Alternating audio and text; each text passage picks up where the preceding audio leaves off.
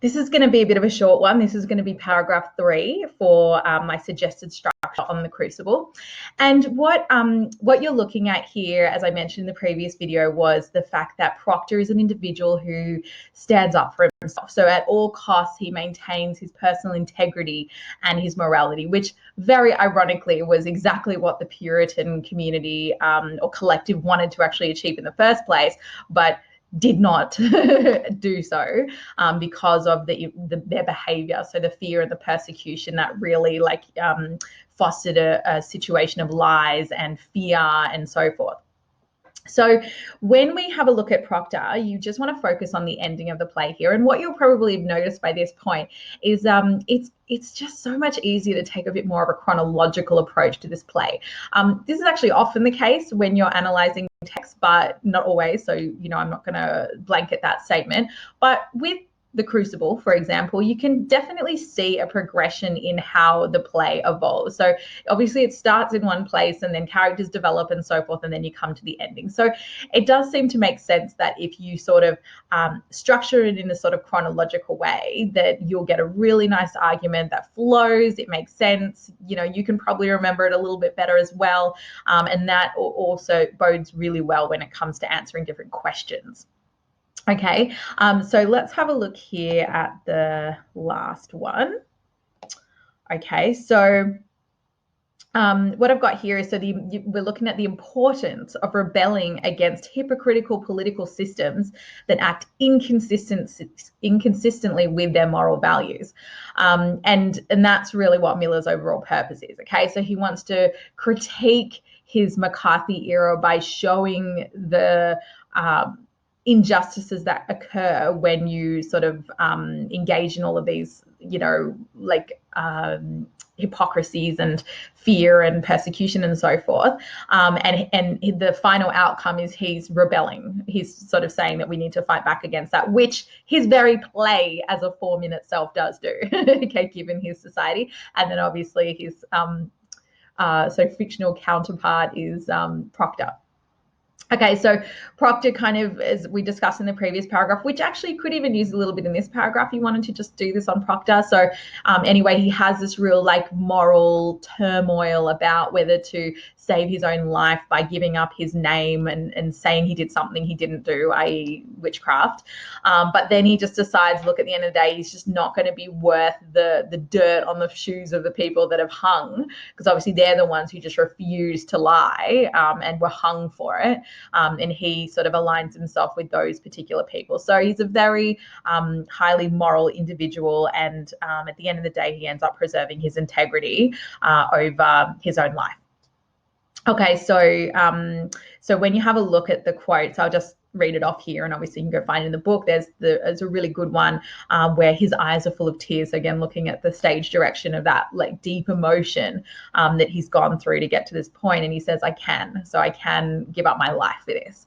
And there's your first marvel that I can. You have made your magic now, for now I do think I see some shred of goodness in John Proctor. So massive tone shift from all of the frazzled, kind of what is John Proctor? What is John Proctor? He's asking these questions, and he's got this tantalized search that he talks about in the previous part we looked at. But now there's this sense of peace. So there's a simplicity of the language there, and there's your first marvel, that I can. So he's peaceful, he's resolved.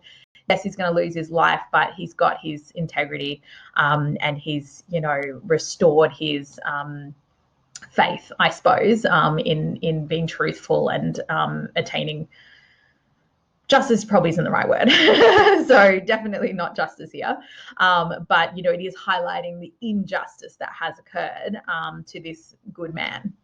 And it says, and his wife says, he have his goodness now, God forbid I take it from him. So she's not going to try and change his mind, even though obviously she doesn't want him to die. That idea of him actually having his faith and his morality is more important than his own life.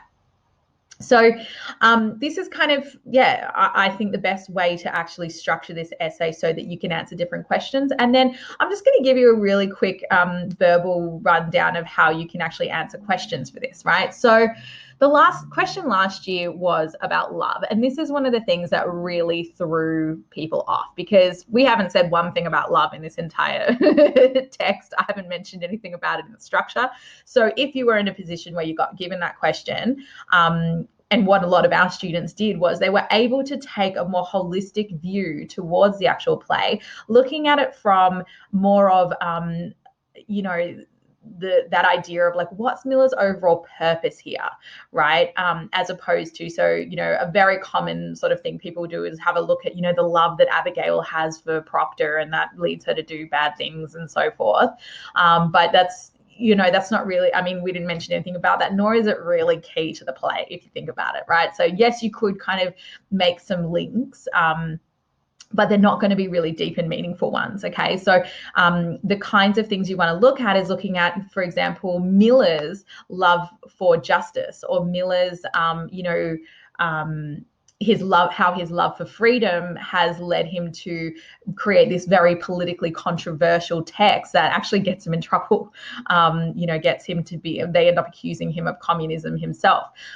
In the text, you've got how the love of kind of religious values may, ironically, in this particular case, you've got this paradoxically may lead to this idea of persecution.